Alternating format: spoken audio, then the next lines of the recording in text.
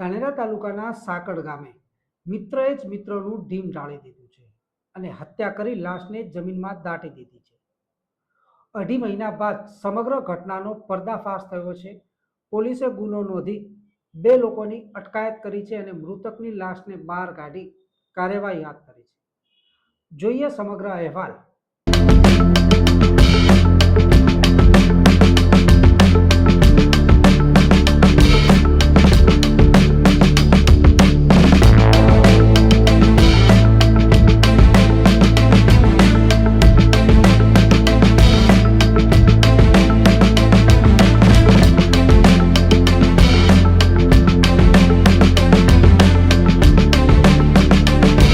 ડીસા ગામના વતની વેલાભાઈ શિવાભાઈ માજી રાણાની ધાનેરા તાલુકાના સાકડ ગામે હત્યા કરવામાં આવી છે અને તે બાદ તેની લાશને જમીનમાં દાટી દેવામાં આવી છે.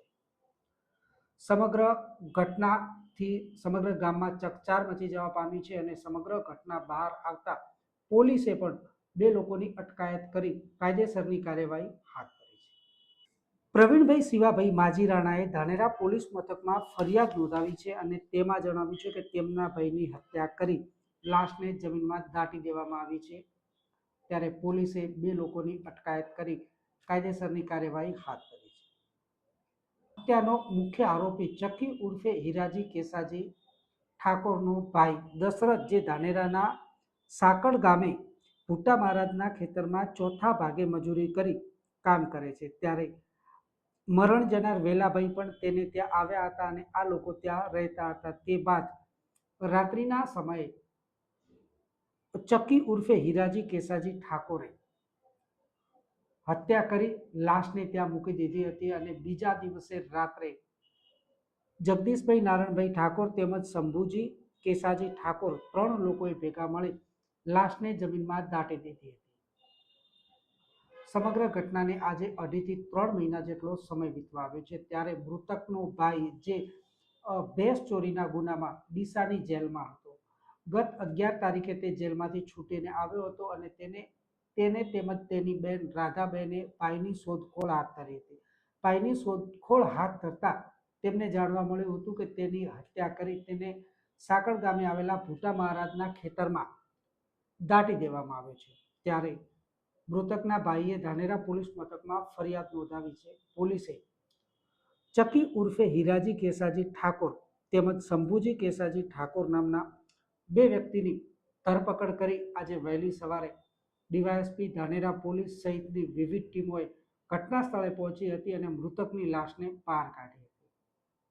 પોલીસ ઘટના સ્થળે પહોંચી અને મૃતકની લાશને બહાર કાઢતા સમગ્ર ઘટનાને લઈ ચકચાર મચી જવા પામ્યો હતો અને ઘટના સ્થળે લોકોના ટોળે ટોળા જોવા મળ્યા હતા. ફોરેન્સિકની ટીમ, ડોક્ટરની ટીમ, ડીવાયએસપી ટીમ, ધાનેરા પોલીસની ટીમ સહિત એલસીબી કર્મચારીઓ પણ ઉપસ્થિત રહ્યા હતા અને લાશને બહાર કાઢવામાં આવી હતી. અત્યારે પોલીસે લાશને બહાર કાઢી બે લોકોની ધરપકડ કરી કાયદેસરની કાર્યવાહી હાથ ધરી છે. મોતનું સાચું કારણ તો પોલીસ તપાસ બાદ જ બહાર આવશે.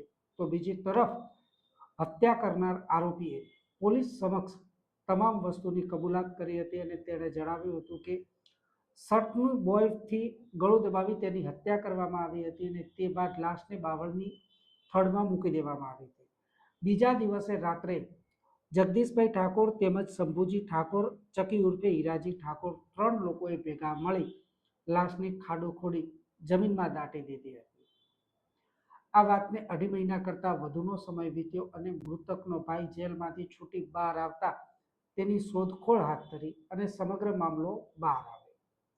અત્યારે તો સમગ્ર બાબતે પોલીસે તપાસનો ધમધમાટ શરૂ કર્યો છે, પરંતુ મોતનું સાચું કારણ તો પોલીસ તપાસ બાદ જ બહાર આવશે.